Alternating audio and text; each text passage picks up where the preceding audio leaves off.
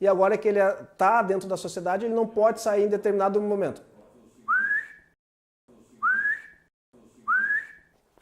Fala galera, meu nome é Lion Apps, esse é o canal SL e está começando mais um Jurídico Quê?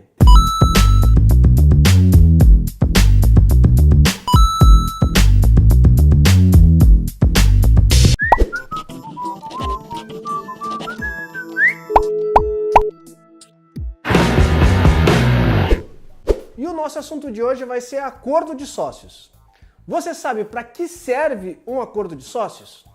No início de qualquer empresa, é normal que os sócios estejam preocupados com a viabilização dos negócios, mas em determinados momentos eles acabam esquecendo ou pulando algumas etapas importantes para organizar como que vai ser a relação societária dessa empresa. E o acordo de sócios talvez seja o mais recorrente desses pontos que são esquecidos. Conforme nós já expomos aqui no canal, a grande maioria das sociedades no Brasil são sociedades limitadas. O acordo de sócios é comumente aplicado em sociedades por ações, também chamado como acordo de acionistas. Mas também pode existir acordo de sócios para sociedades limitadas. E daí se dá o nome de acordo de sócios ou acordo de cotistas.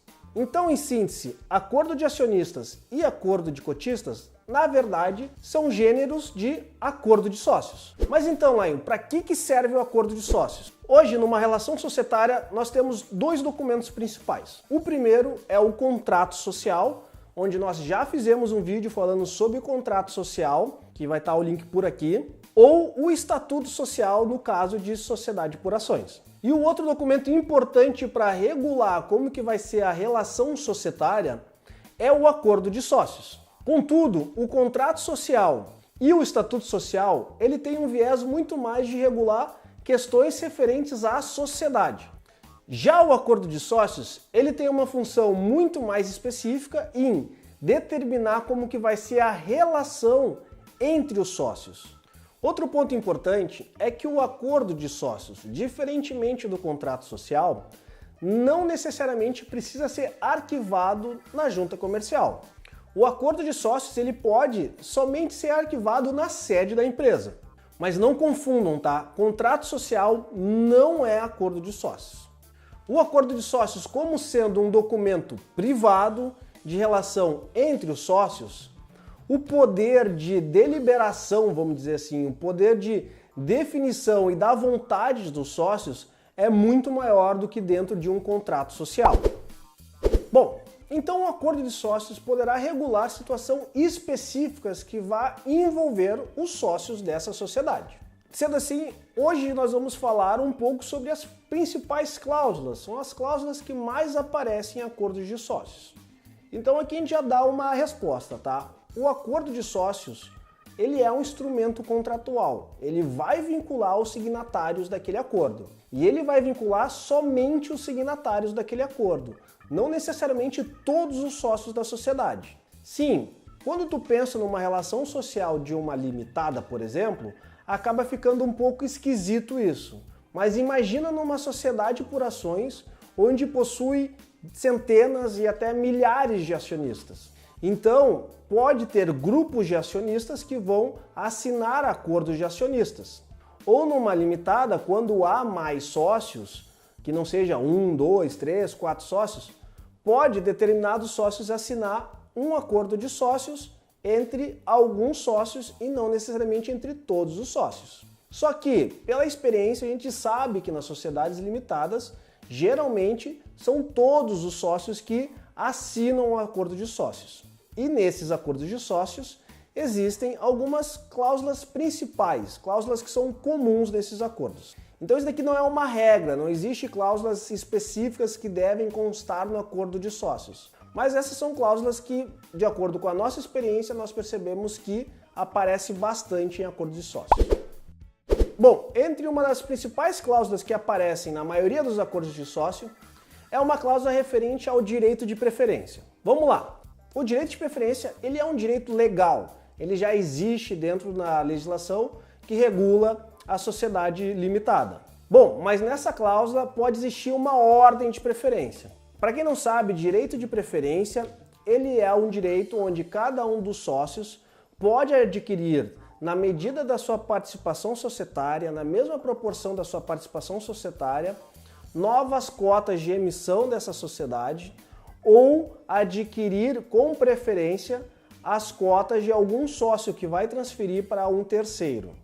Só que, imagina que eu sou da sociedade e eu vou fazer essa transferência para dentro da própria sociedade e não para um terceiro. Então, no acordo de sócios pode estipular qual é a ordem de preferência para o exercício do direito de preferência. Ou seja, o sócio 1 primeiro tem que falar se ele quer adquirir as cotas que vão ser transferidas, se ele adquirir ou se ele não quiser adquirir, se ele adquirir parcialmente ou se ele não quiser adquirir, passa para o sócio número 2 e da mesma forma, se ele adquirir ou se sobrar cotas, passa para o sócio número 3 e assim por diante. Então, a cláusula de direito de preferência em acordo de sócios geralmente são utilizadas para delimitação de uma ordem de preferência dentro dos sócios para adquirir as cotas que os demais sócios estejam transferindo para terceiros ou inclusive para a própria sociedade, para sócios de dentro da própria sociedade. Se ficou um pouco confuso, comenta aí embaixo que eu faço um vídeo específico, eu acho que até merece a gente fazer um vídeo específico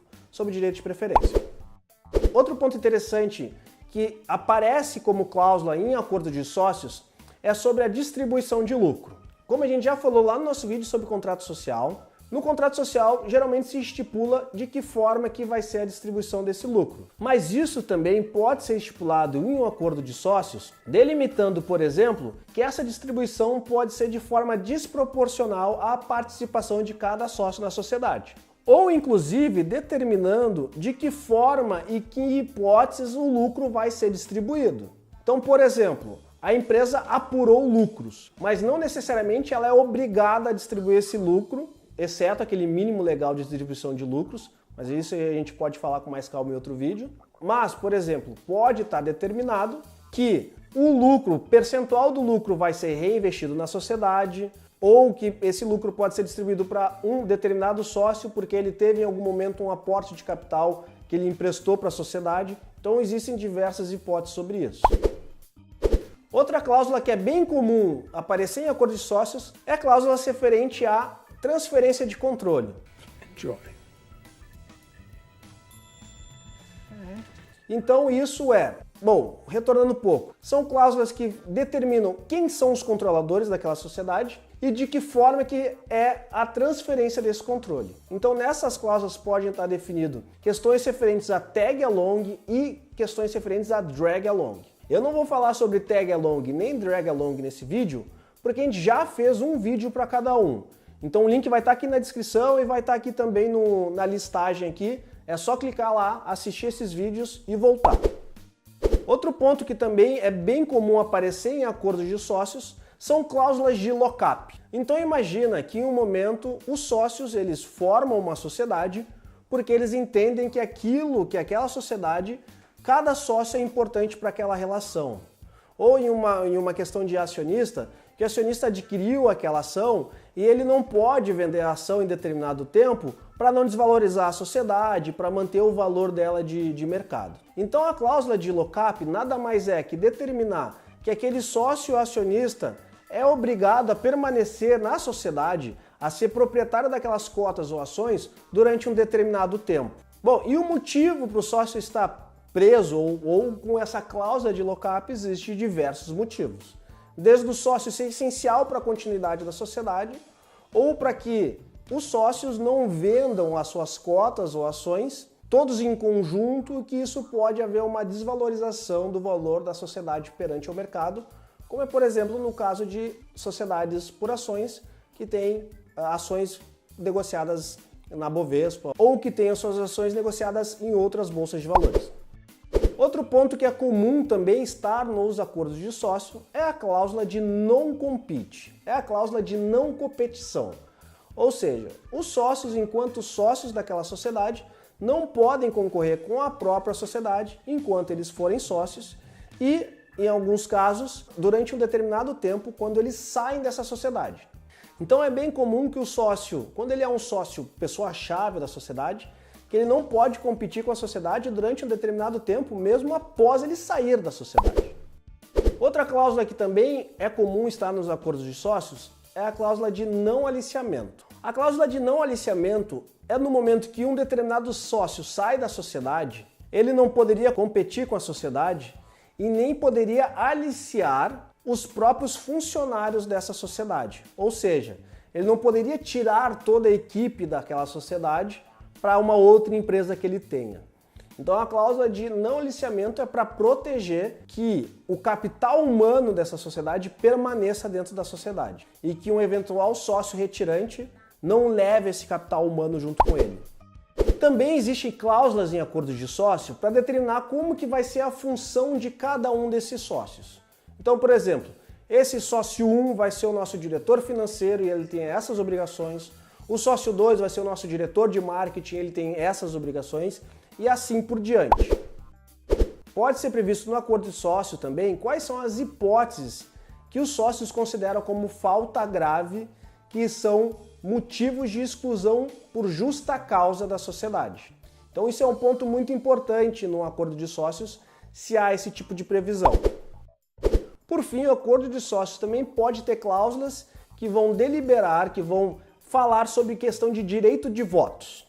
Então isso acontece muito em SAs, onde de uma sociedade, por exemplo, que tem 100 acionistas, 50 acionistas assinam um acordo de sócios determinando que eles vão fazer voto em bloco. Ou seja, eles vão ter que fazer primeiro uma deliberação interna entre os acionistas que estão signatários desse acordo de sócios e se a maioria desses signatários do acordo de sócios determinarem que numa Assembleia Geral vão votar uma determinada matéria de acordo com um posicionamento, no momento dessa Assembleia Geral, por força do acordo de acionistas, aquele bloco inteiro vai votar de uma única forma.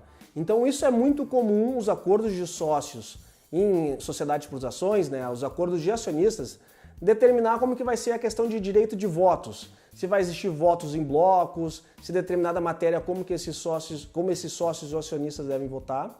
E para uma sociedade limitada, o direito de voto geralmente estipula quóruns diferenciados para determinadas matérias.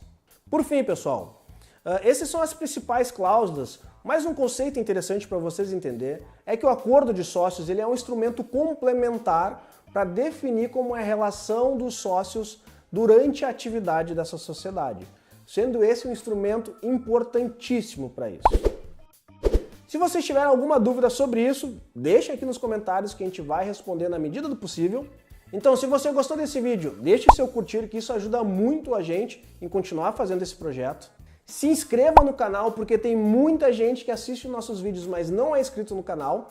Recentemente a gente alcançou a marca de mais de 10 mil inscritos, então venha fazer parte desse grupo, se inscreva no canal e fique por dentro de todos os vídeos que a gente lançar aqui. Assista nossos últimos vídeos, especialmente o nosso vídeo sobre o SL Docs, né, que é a nossa websérie sobre startups que são destaques do ecossistema do Brasil. Nos sigam nas nossas redes sociais que vão estar pipocando aqui na tela e até a próxima!